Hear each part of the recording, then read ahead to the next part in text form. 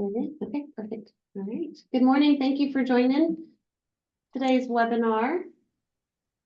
Chris, if you want to go ahead and get started, you can kick it off for us. Sure thing. Can everyone see my screen okay? Looks good. All right, great.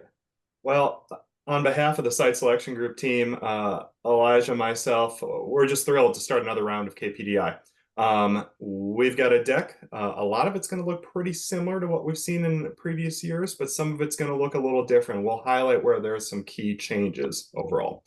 Housekeeping items, there's a chat and a Q&A function that I think are both available on this. So if you have questions throughout, please use either one of those to ask questions. We'll monitor those and address those questions. We are recording, and obviously the deck will be available, so no need to write down all the teeny tiny print on this. So I guess first things first, we always like to kick off with comments from, I guess, first from you, Secretary Knoll, on where we're going this year with KPDI. Well, you know what? I think you said it well. Where we're going is we just continually need to make sure we get the best product, that we have the best applications, and we have an excellent process by which we make sure that the scoring is done comprehensively, but thoroughly, and that every application is evaluated to the point that we make sure what is ultimately funded is really going to make an impact in the communities. And if you see the maps and see the number of KPDI projects that have been done over the years, it's got an amazing array of projects all across the state. Now, I know that Terry will agree with me. We wish we could have gotten more money out of the legislature for KPDI, but I also got to put in perspective, we're managing 49 line items, over half of which have money for industrial land, industrial projects. So in some respects, we actually got more money than what we had asked for, and when you take into consideration the line items along with the appropriation. But also have to, give a lot of appreciation to Terry and her organization and to the work that our team did here. There was more legislation around economic development than we've seen probably in 50 years. And there was a lot of things that were done to make sure when these KPDI projects are funded, that we have the tools necessary to make them successful.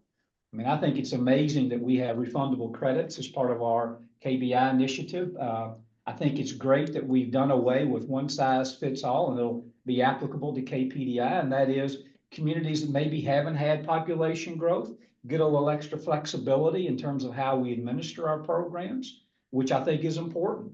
We got funding for high growth kinds of businesses. We got funding to, make sure that we can provide funds to close out very competitive transactions. So while it would be great if we had more money for KPDI, we had a very good run in terms of overall legislation. And I think it really points to the need to take the resources that we have and let's just make sure that we get the very best products, the very best applications, and let's just make sure that we continually make Kentucky even more competitive than we have been. And Christina and I have worked together on a lot of things, and we sat in a meeting.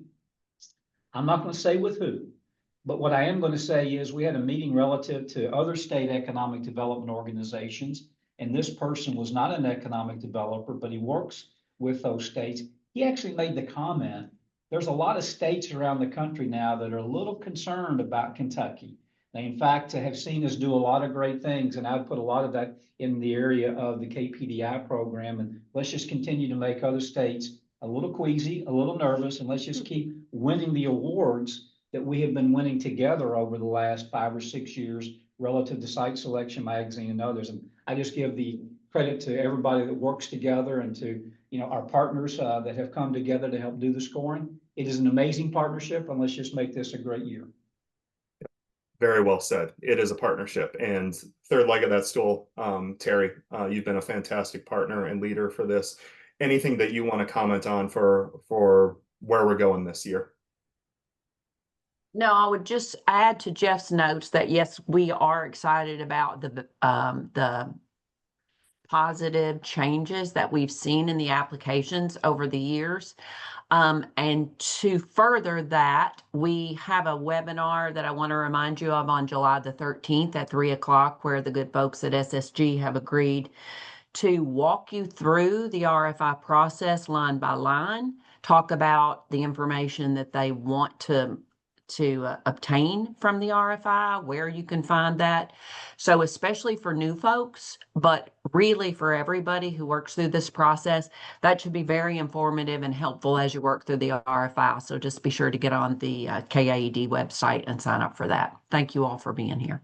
Yep, that's a perfect preview, Terry, of that additional webinar, both for KPDI, but we'll talk about why that type of quality RFIs and just quality data as it relates to sites right now is really, really important, especially as AI starts playing a bigger role in site selection. We'll talk about that in a little bit, but I guess first things first, we'll go through kind of our standard lineup of slides here. Brief SSG introduction, no one new on our side this year. We'll talk a little bit about updates for this upcoming round, now calling the KPDI 2026 round 1. Take a little bit look back at the previous round, timeline process, and then we'll go through quickly just a summary of materials, highlighting some changes for this upcoming year. So SSG introductions, again, we're very, very fortunate to be a part of the program. Again, I'm Chris Schwinden. I'm a partner with the firm. I lead all our consulting and analytical work as it relates to industrial site selection, but also I lead many of our economic development engagements. So our colleague Andrew is traveling right now, but I think a lot of folks know Andrew very well. And then Elijah, I'll kick it to you. Hey folks, I'm Elijah. I sit in the Greenville, South Carolina office.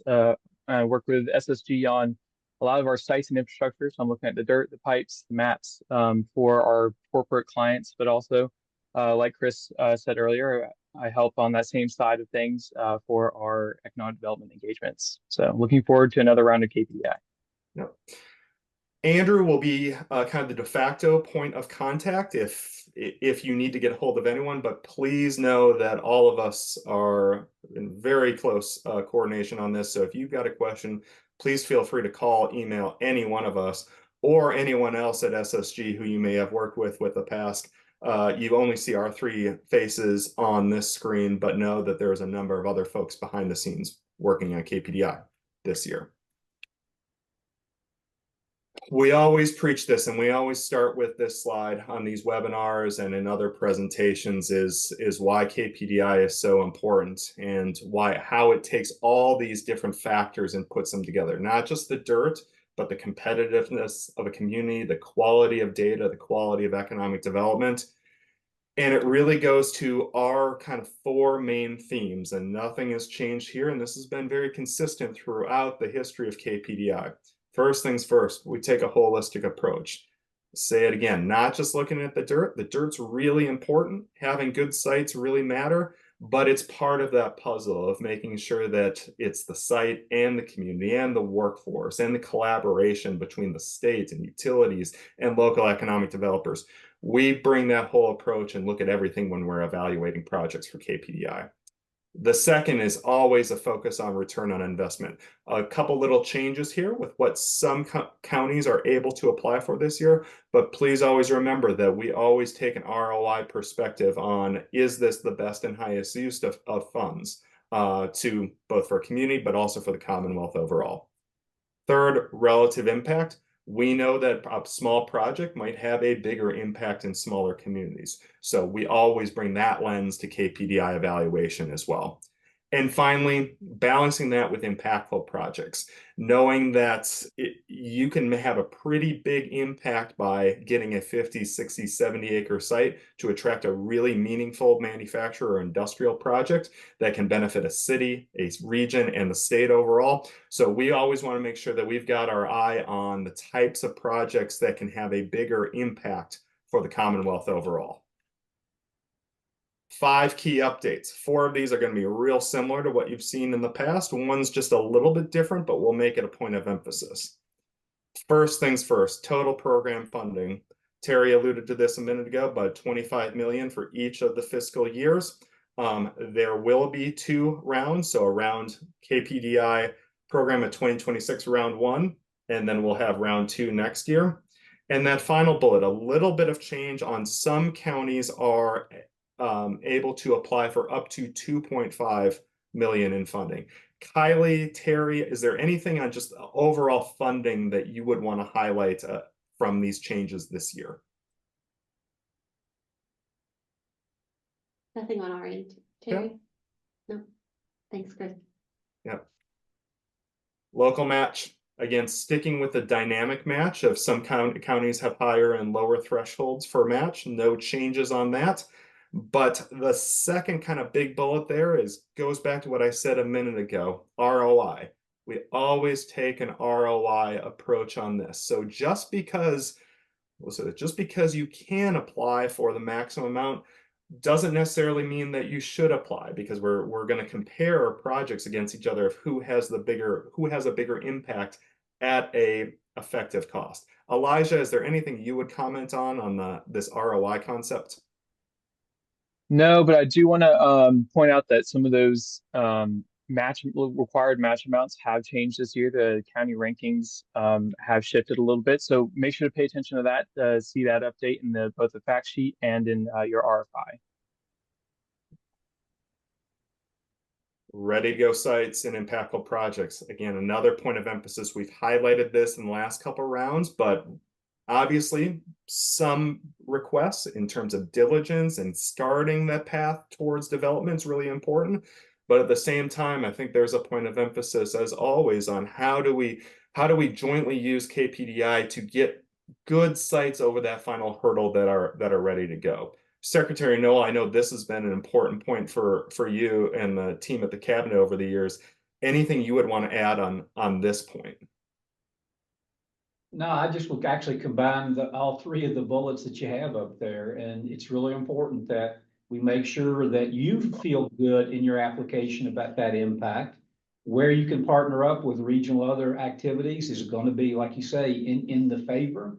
And the legislature actually, and Terry knows this when we met with them many times about this program, the legislature is going to be looking and they want to understand what is the impact, but most importantly, what's going to be the payback in terms of jobs and announcements that can come from the awarding of these KPDIs. And so in some respects, legislatures are pushing us to look at those that have kind of that immediacy of impact versus perhaps some that might be years in the making. And we've had, I think, historically a good balance of both. But I'd say this particular year with less funding, it's probably going to be upon making sure that we can really project what we're going to see in the near future with these investments. Fourth point this year, and this is a little bit of a unique one, but one of the requirements that has changed this year is that natural gas service is no longer a defined requirement. In the past, the language has been served or able to be served by utilities, electric, gas, water, and wastewater. Because there's a lot of communities that are very far away from natural gas infrastructure, I think the legislature smartly removed this requirement. But it's also a reminder of we've worked very closely with communities to make sure that this, for good sites, that this didn't hinder folks in the past. But now, since this requirement is off, I think we're going to take probably a little bit of a stricter look at those other utilities of water and wastewater and really use that standard of served or realistically being able to be served by water and wastewater now, since gas is not a requirement. Elijah, I know we've talked about this one quite a bit, but anything you would add there? Just that we're still going to be looking at, kind of capacity can be served from a propane perspective. So being able to work through that RFI process will still be a part of the application. And if you have questions about how that would look like, you'll just reach out to me or Chris, and we'll help you through that. Yep. And this all rolls into every year KPDI gets more competitive. Terry mentioned it a moment ago in terms of the applications get stronger, the projects get more competitive, and now our budget constraints a little bit tighter again. So you put everything on the screen together and everything we've talked about already today, we anticipate that this is going to be a very, very competitive round. So we want to help you all put your best foot forward in your application, in your RFIs, and that's why we're taking a couple of additional steps this year to help you do that. Key program definitions. This is a standard slide you see up there on the top right. No changes, no real. no fundamental changes on this. We'll fly through this. This is documented, but nothing. Elijah, anything to cover on this one? No, I don't think so. No. perfect. We'll take a quick look at KPDI of last year results. 43 full of RFIs, that big budget constraint that we talked about of $61 million worth of projects, 35 was awarded. Again, we anticipate that even gets tighter this year. We're hoping to see a few more first-time applicants. That is always one of the best parts of KPDI, is helping folks start that journey to get more proactive in site and product development.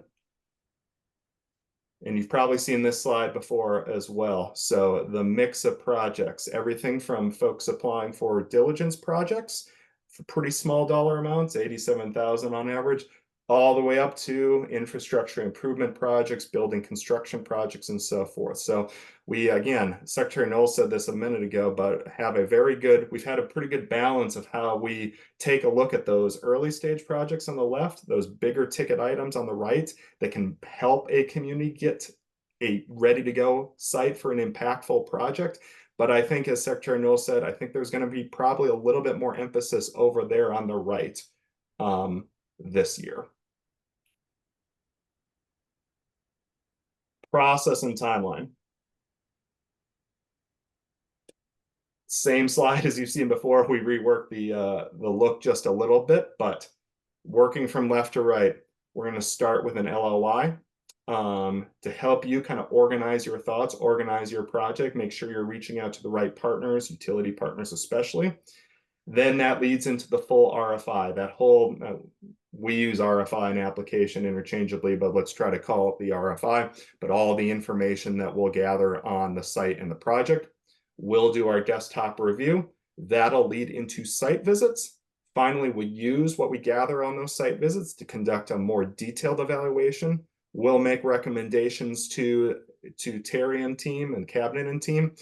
And then awards will be announced. And then, as always, one of the key components of this is giving feedback. So whether you've participated many times before and you're successful or not successful in this round, or this is your first time going through KPDI, please know that our door is always open, and one of our guiding principles is always giving feedback, especially in this round when we know we are going to have a follow-up round in 2027.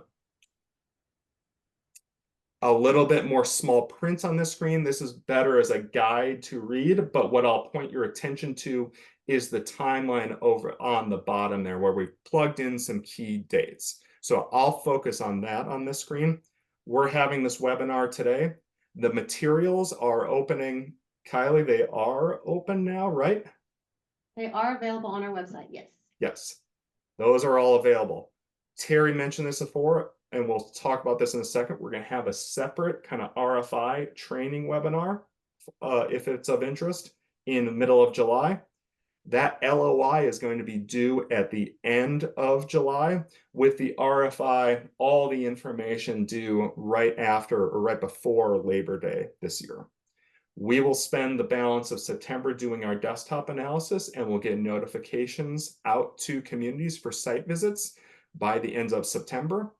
That third column, we've got a hold in the middle, and I think that's the third and fourth week of October for site visits. Again, we'll probably have 2, if not 3 teams across Kentucky in this round. So just roughly hold those for site visits. We'll use that information and do our full evaluation in November, meet with the cabinet and Terry in that interim Thanksgiving, Christmas holiday season, and work very quickly to get those recommendations done by the end of January. Very similar schedule to what we've seen in previous rounds, very similar to last round. The program materials, again, no big changes on this. What we call the program literature. So this PowerPoint and this webinar will be saved down to the website. Kylie, just the facts and the frequently asked questions are up as well. Those are being updated. They should be available by the end of the day. Yes. Fantastic. I would highly, highly encourage folks that if you have questions, read those. They are very, very useful. I have a printed copy of both, well, from last round on my desk, and I refer to them often. The letter of intent template, again, to be submitted by the end of July. And then the request for information. There's a couple little changes here that Elijah and I will go through, but those are all in an Excel format. 2 tabs, one that gathers information about the project and what you're trying to do, and one that gathers more information about the site. The letter of intent, again, a little bit more detailed here. We basically want to use this as a mechanism to help you organize your thoughts and for us to gain a little bit of preliminary information about your project and your site. We found that this has been very, very useful to help some communities who think through their project or get ahead of something that might not be eligible or might not be as competitive. So we highly, highly encourage using this. We also have used it in the last couple of years to make sure that you're reaching out to your utility partners and identifying them early in the process and making sure they're on board. Finally, there's a couple notes there at the bottom about sending that to a dedicated email at kpdi@kaedonline.org, and then a little bit of information about the application fee. Again, no big changes on this from previous rounds, but Elijah, is there anything you would comment on the LOI template? Just that you're welcome to reach out to us if you are on the fence about what you want to apply for and you want some be able to throw some ideas at SSG and see how we react. We're happy to kind of give some preliminary thoughts. I'll say it one more time, but we added a couple years ago, we added bullets about identifying and who's your utility partners. That's really, really important. And this is just a good mechanism to help you reach out to your water and wastewater folks or your electric partner and so forth. Now the RFI, that's that Excel document that basically has 2 tabs. We've color coded it, same color coding as the past. The orange tab, it's kind of like Sling Orange and Sling Blue, but the orange tab is more gathering information about the project and what you're requesting to do. Elijah, we've got a couple updates here on this tab, but what would you highlight here?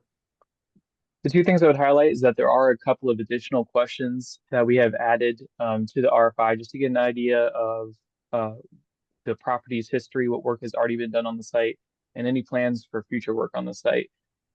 We say that to let you know that this updated RFI, it's very critical that you use this updated RFI rather than an RFI from a previous round of KPDI, because it won't be as easy as copying and pasting that information. You have to go through and make sure that those questions are answered for this most current round. And then also we've changed a little bit of the organization in terms of you have all your priority project, your secondary project, and tertiary project information together to make sure that that's easy and to go through and complete. But Chris, anything you'd add there? We've cleaned up a couple of the formulas. I know there was a little bit of some of the match math was a little bit difficult to comprehend, so we took that out. And I guess one kind of broader thing that we've added to this, and Kylie, Christina, Secretary Noel, we've talked about this, is thinking about a plan on the site of not just what have you done to get this site prepared in the past, what's the plan for using KPDI as a vehicle to help do that in the present, but what are the additional steps that this site is going to need in the future to make it really competitive? So team, anything else you would add on that? Again, we're just emphasizing of having a broader long-term view on all the things that are going to have to go into a site to make it competitive. I think you've said it well, just having that holistic understanding of the project in its entirety to get, as we talked about earlier, to that ready to go site. And, you know, and this is where we would continue to encourage participating in the grant program, reaching out to the cabinet and other resources to leverage all of those available tools to really level up these projects. The second tab on the RFI, the blue tab, this looks a lot more like a classic RFI. We like to use Excel because it gives folks flexibility to gather this data and use it in a lot of different formats. Elijah, what would you highlight in terms of changes for this Very, upcoming round?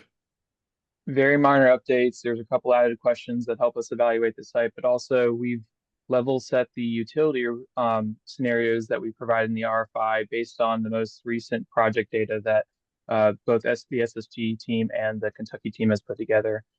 So those are going to look a little different. And so making sure that you get in contact with your utility providers early will be a critical part of this process so that you can see what those updates will look like in terms of utility improvements and utility capacity numbers and so on and so forth.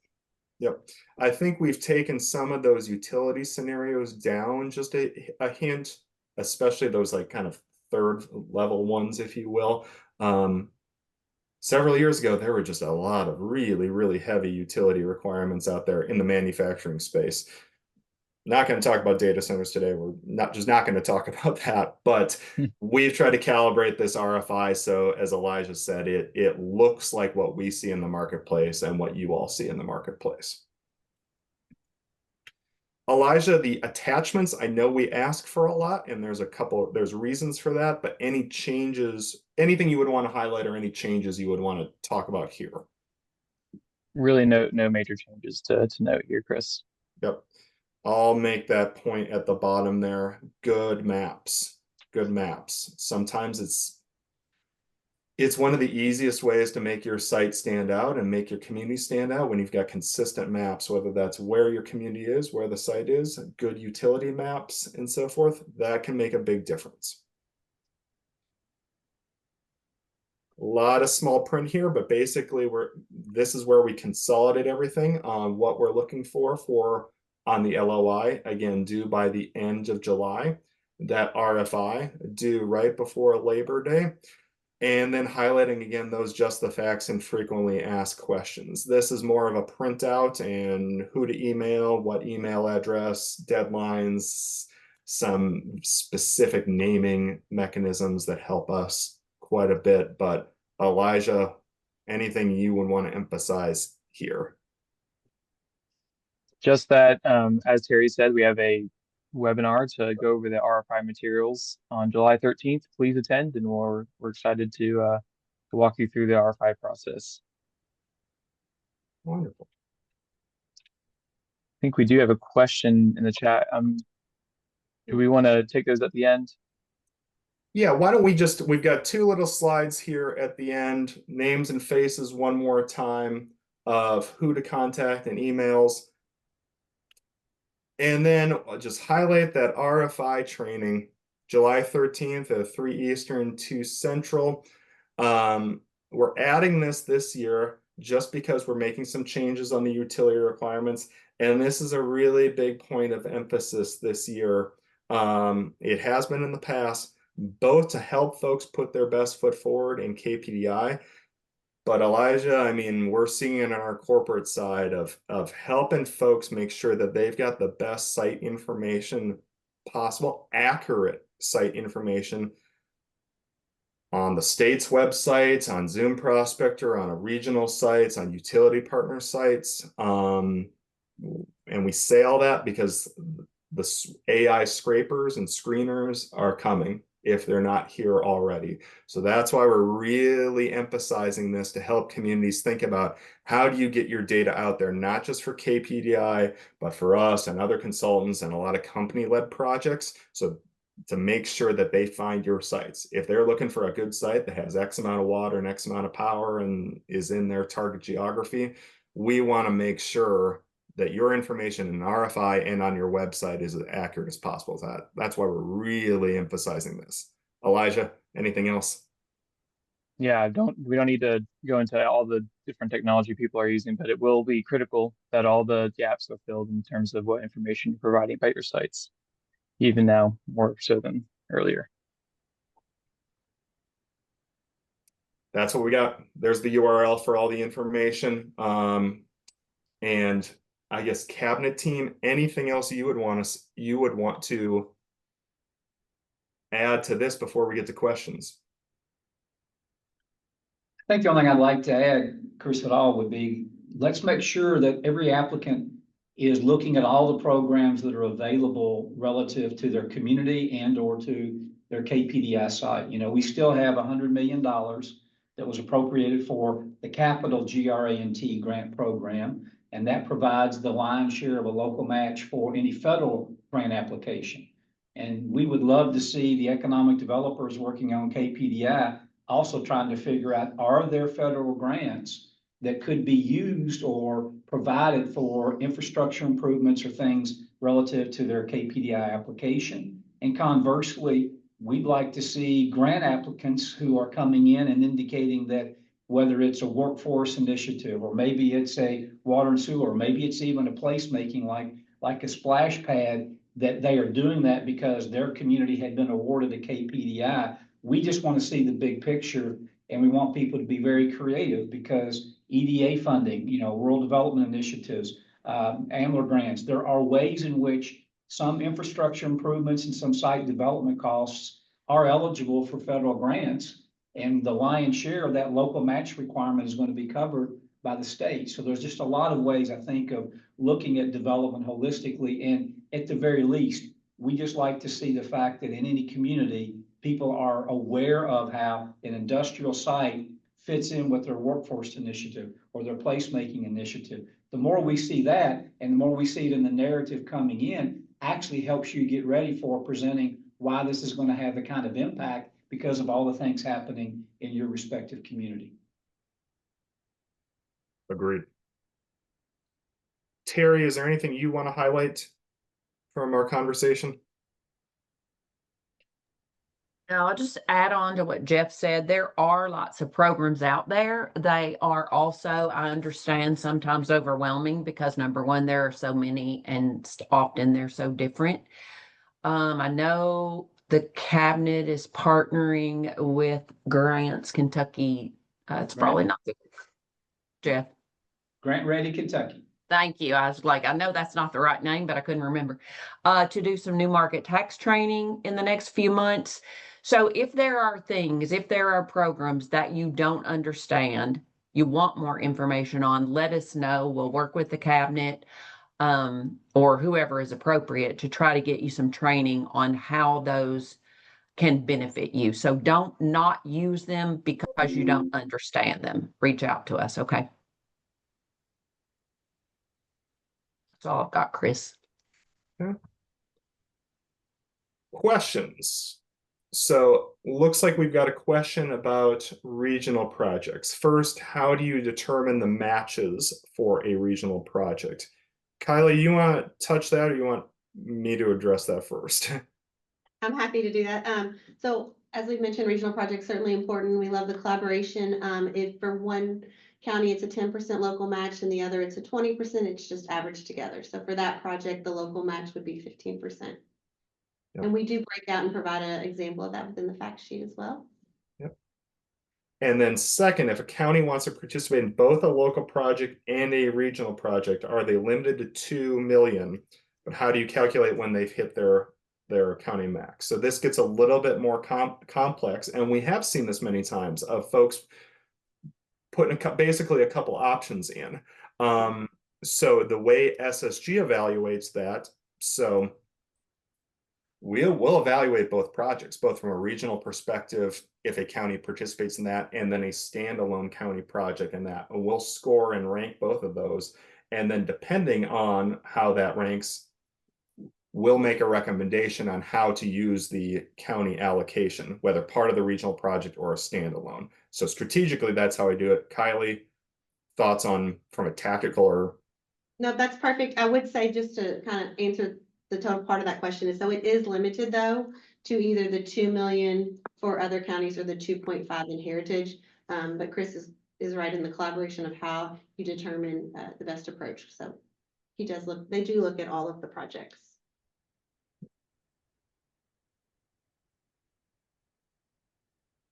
Any other questions?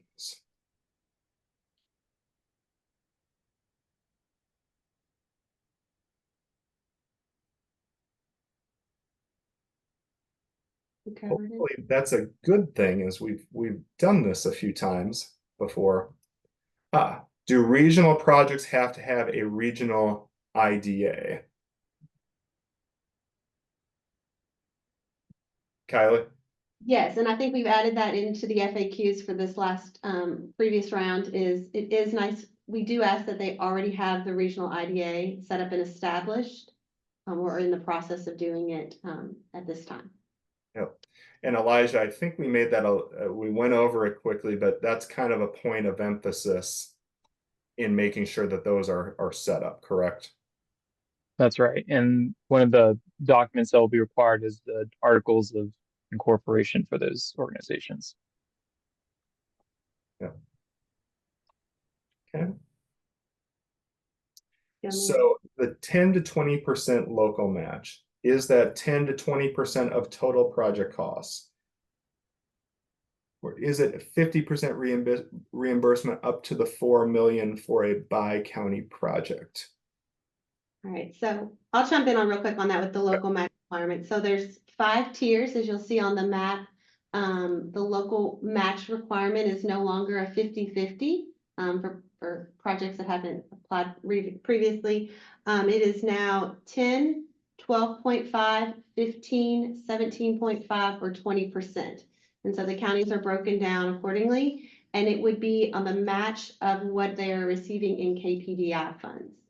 So previously, if you were awarded $1 million, it was 500,000 in KPDI and 500,000 for local match. It would now be anywhere from 10 to 20% local match requirement instead of 50-50.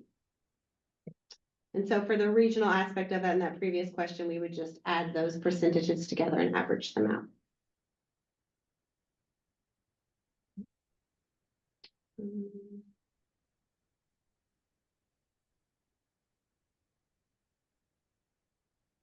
Chris, do you want me to go on the, so it is, are asking for a regional IDA, not 2 IDA. We would have to have a grantee and a beneficiary set up, just like before with the project.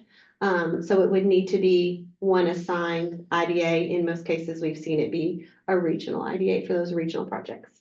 Can you go back and restate that? Mhm. It can be where there is an IDA that's serving it, an industrial authority is serving as the lead, and they have then a relationship or an agreement with the other counties that are participating. If they have that interlocal agreement, Right. yes. Most of them we've seen here recently with regionals have created a regional IDA, but you just need one of them to take point.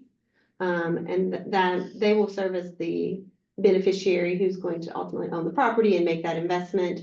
And then oftentimes we see a fiscal court as that fiduciary agent or the grantee. And in some cases, we've seen if there's participating communities, there's a share agreement relative to any property taxes and things that come in, and they're shared based on some sort of formula. That to me is the important part of what we need to see, is either the regional authority and everything in place, or this relationship with an industrial authority, and it spells out exactly what the agreement with the participating counties would be. Yeah. The importance there is making sure that's established, that relationship ahead of time. Yes.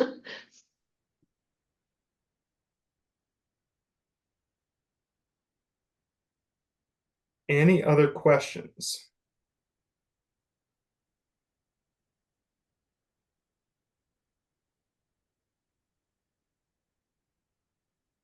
If not, we can give folks back the balance of their time, but Secretary Nolan, team, any closing comments? Well, you got almost 60 participants. Chris, it's a complicated program, but yes, we've been at it for a long time, and your organization's been an outstanding partner. I think it reflects on the great work that you all have done historically and the great work you're going to do prospectively. So we just appreciate you and the entire team for the great job that you do. And also, I'll go to partnerships. I mean, I think one of the reasons that this was funded again is when the Kentucky Association of Economic Developers and the cabinet lock hands and together we're working together saying this is important to our state. It makes a big difference when legislators can really understand collaboration. And they also, wanted to see, and we were able to provide to them the impact that this program has had over the years. So a lot of ingredients go into making a successful program. And I think we're firing on all cylinders relative to this particular program. Well said. Terry, any final thoughts? Would only remind each of you as you apply for this grant. I know that we get so involved with whether or not we get the money that sometimes we lose sight of the other very important factor in this program is that we have these consultants who are there to offer you help. So use that. Don't forget that they are there for that. Listen to their feedback, ask them questions, get them to provide you the information you need. Even if you don't get the funding this time, we're guaranteed another round. You want to be sure that you use them to help you ascertain some funding in that next round if you don't get it this time. So just don't forget about that part of the program. We're here to help you all, whether it relates to the money in KPDI, but also just generally get more competitive. That's our role in this, and we want to help you as much as we can. So we're excited for another round. Again, all the materials are up or are going to be up very shortly ahead of time. Same schedule as before, and would encourage folks to participate in that technical webinar talking about the RFI in a couple weeks. If not, excited to see you all. Let us know any questions, and let's go get it.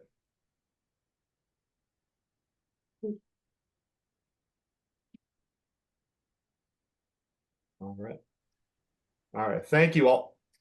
Thank you. Thank you.